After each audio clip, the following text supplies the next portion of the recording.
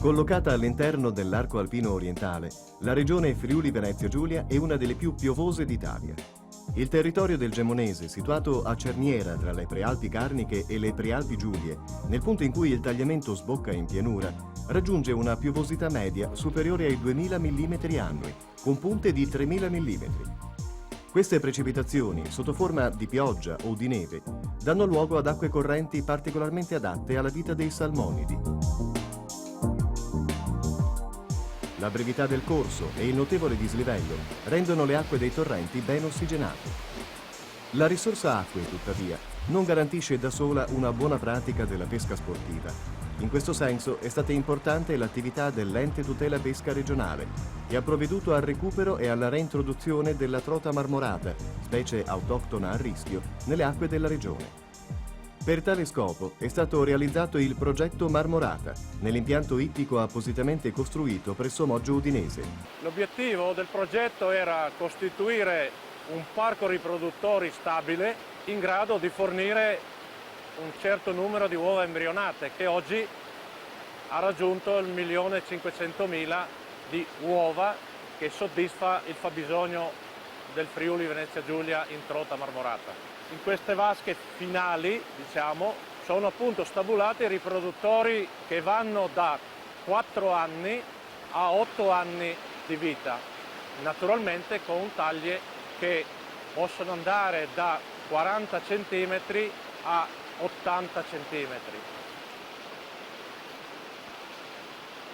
Abbiamo il maschio nella parte superiore e la femmina nella parte inferiore.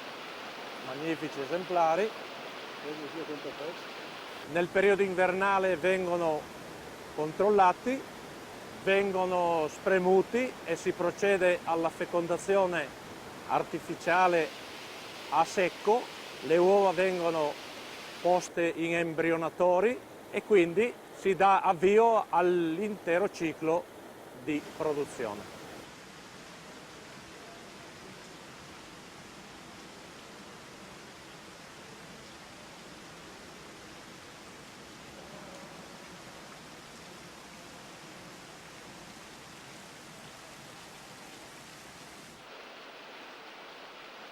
I pesci usciti dalla vanotteria vengono trasferiti in queste vasche esterne che hanno delle coperture a difesa dai raggi solari e anche e soprattutto perché questa nostra trota marmorata è particolarmente selvatica ed ha esigenze particolari di tranquillità per potersi alimentare. Il tagliamento è il principale corso d'acqua del Friuli e nasce dai Monti della Carnia, vicino al Passo della Mauria. In alcuni tratti il letto del tagliamento è largo anche 3-4 km, ma si tratta in gran parte di ghiaia.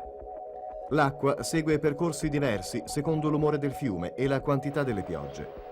Non c'è da meravigliarsi se da un giorno all'altro si presenta asciutto. È una sua caratteristica quella di inghiottire improvvisamente l'acqua per restituirla subito dopo a valle. I luoghi più favorevoli alla pesca sono i tratti che vanno dalla confluenza con il fiume Resia fino in prossimità di Venzone e Osoppo fino a San Daniele. L'ultimo tratto, particolarmente ricco di temoli, si colloca dalla confluenza dell'Arzino fino a sud del ponte di Pinzano.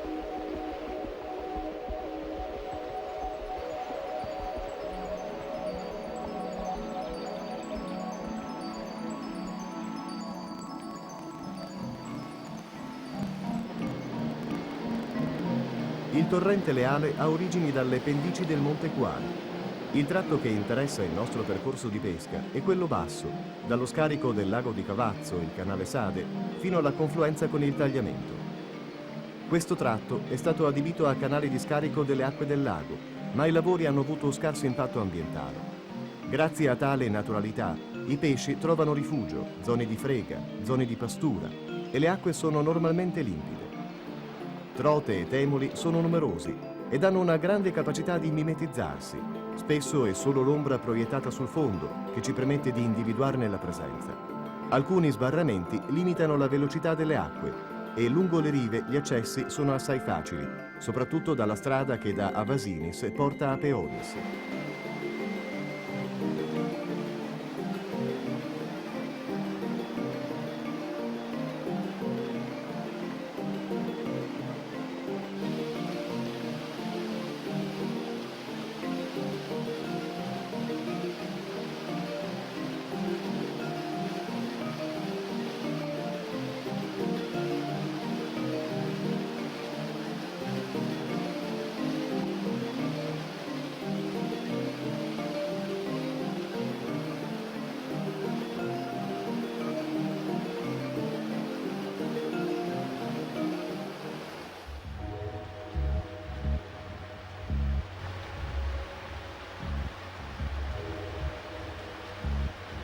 Parallelo alle ale, talvolta distante meno di 100 metri, scorre il torrente Melò.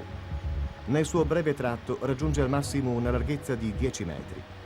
La fitta vegetazione tra cui scorre lo nasconde alla vista di chi transita lungo la strada che da Trasaghis porta a Peonis. Le acque sono quasi costantemente in ombra, offrendo così la possibilità di pescare tutto il giorno. Gli accessi non sono numerosi e una volta giunti in acqua conviene seguirne il corso per uscire sulla strada. Anche le acque del Melò sono trasparenti.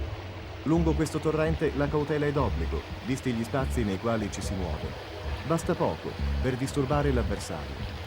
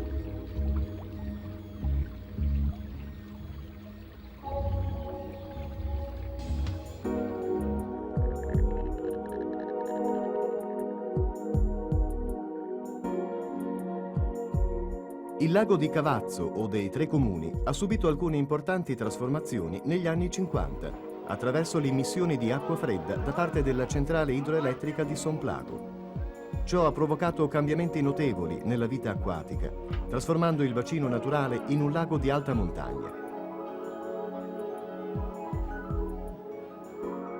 La pesca può essere praticata nella riva sud e nella parte nord sotto il viadotto autostradale. La sponda orientale è facilmente accessibile e può essere raggiunta attraverso un percorso attrezzato realizzato di recente.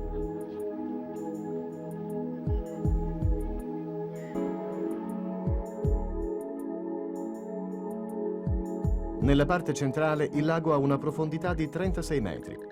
Per la pesca si possono utilizzare esche naturali o artificiali di peso. È possibile anche pescare dalla barca, ma non a traina.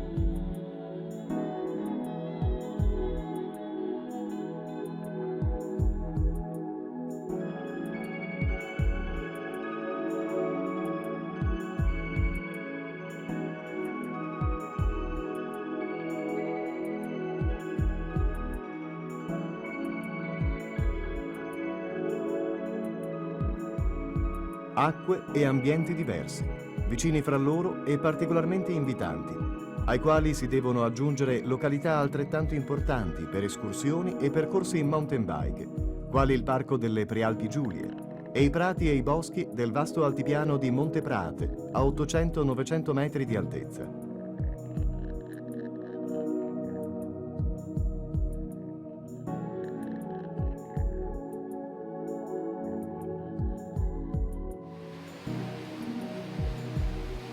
Alberghi e locande che incontrerete in questa zona offrono una ottima ospitalità e la cucina propone ricette antiche utilizzando genuini prodotti locali, formaggi, prosciutti, vini e grappe di eccellente qualità.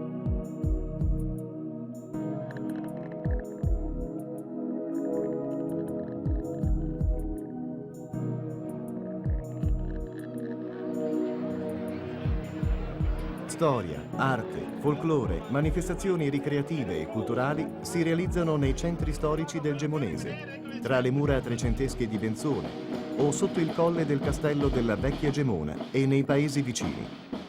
Ci auguriamo siano tutti validissimi motivi per farvi visitare l'Alto Friuli e il Gemonese.